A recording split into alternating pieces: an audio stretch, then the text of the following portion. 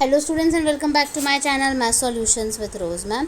और आज की क्लास में हम करने वाले हैं शिक्षा निदेशालय राष्ट्रीय राजधानी क्षेत्र दिल्ली की मिशन गणित वाली कक्षा में कक्षा 9th की कार्यपत्रक सॉल्व करेंगे। आज 30 जुलाई 2024 इसकी डेट है। वर्कशीट की आसान दशमलव संख्याओं का भिन्नात्मक रूप, ये इसका टॉपिक है। वीक नंबर 1 चल रहा है और आज की हमारी सेकंड वर्कशीट है, ट्यूसडे की वर्कशीट है। चलिए हम इसको स्टार्ट कर लेते हैं। उससे पहले आप सभी से रिक्वेस्ट है, प्लीज़ चैनल को सब्सक्राइब कर लीजिए और बेल आइकन को प्रेस करना मत भूलिएगा। मित्र, मैं शांत दशमलव संख्याओं को भिन्न के रूप में तो लिख लेता हूँ, लेकिन मुझे अशांत दशमलव संख्याओं जैसे 1.4 बार 15.26 को लिखने में कठिनाई होती है। यह तो बहुत आसान है, मैं ऐसे प्रश्नों को हल करने में आपकी मदद करूँगा। आओ 15.26 बार को हल करते हैं। संख्या को एक चर के रूप में मानिए, इसे विस्तारित रूप में व्यक्त कीजिए और मान लीजिए कि ये पहला समीकरण है। y बराबर 15.26 बार हो गया, तो y की वैल्यू हो गई 2626 बार आ गया एक समीकरण नंबर 1। आप समीकरण को 10 दोहराने वाले अंकों की संख्या से गुणा कीजिए और मान लीजिए कि ये दूसरा समीकरण है। तो यहाँ दो संख्याएं दोहरा रही हैं, इसलिए समीकरण 1 को हम किससे गुणा करेंगे? 100 से गुणा करेंगे। इस 1 को 100 से दोनों तरफ गुणा कर लीजिए, ये आ जाएगा आपका। आप पहले समीकरण को दूसरे समीकरण से घटाइए, ठीक है, दूसरे समीकरण में से घटाइए। दूसरा समीकरण लिखा, पहला लिखा, दोनों को माइनस करा, ये आंसर आ गया आपका। अब हम इसे आसानी से भिन्न के रूप में लिख सकते हैं। ओ धन्यवाद मित्र। तो y की वैल्यू क्या आ गई? 1511/99।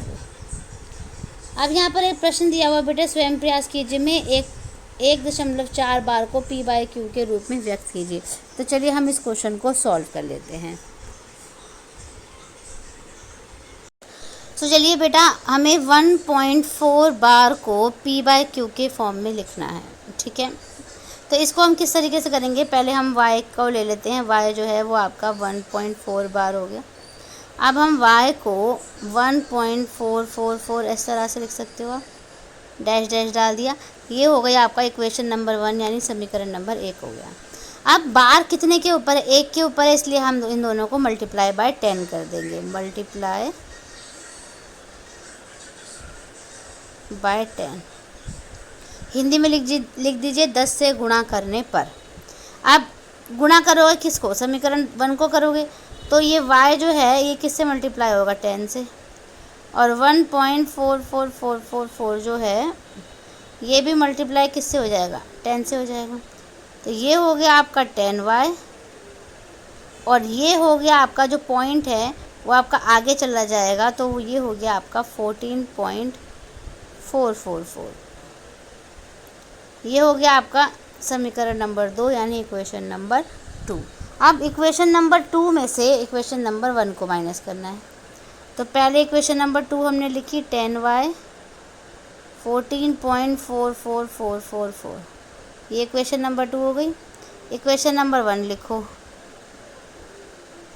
1.444 लिखो, माइनस कर दो इसको माइनस करोगे 9y आ गया, इसको करोगे ये तो 0 ही हो गया और ये आ गया 13। तो y की वैल्यू आ गई 13/9। तो ये आपका फाइनल आंसर हो गया। तो इस तरह से हमने वर्कशीट को अपनी सॉल्व कर लिया। Thank you students for watching the video को लाइक शेयर, चैनल को सब्सक्राइब करना मत भूलिएगा। फिर मिलेंगे बेटा नई वीडियो में नई वर्कशीट के साथ।